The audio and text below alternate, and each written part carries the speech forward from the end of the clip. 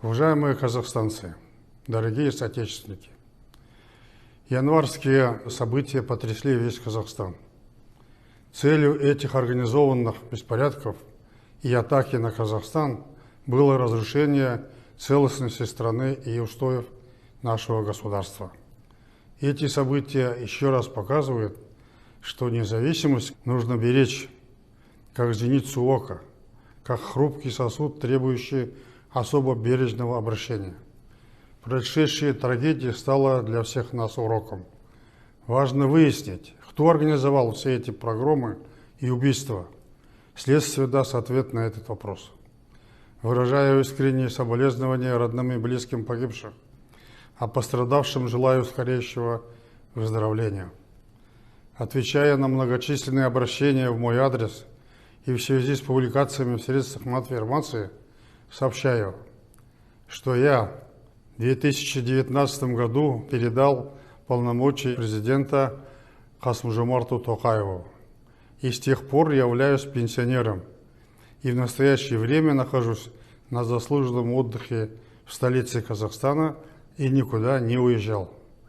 Президент Касым-Жомарт Токаев обладает всей полнотой власти, он председатель Совета Безопасности. В скором времени он будет избран председателем партии Нур-Отан. Поэтому никакого конфликта или противостояния в элите страны нет. Слухи на эту тему абсолютно беспочвенны.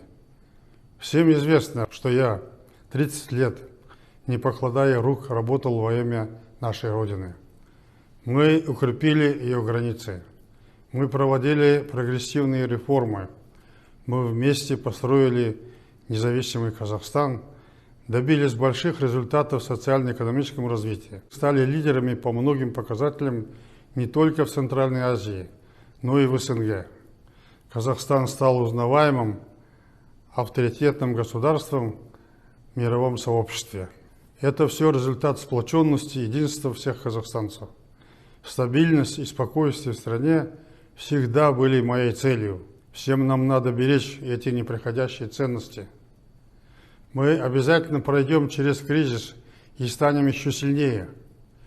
Президент выдвинул новую программу реформ, направленную на повышение благосостояния народа. И эту программу нужно поддержать.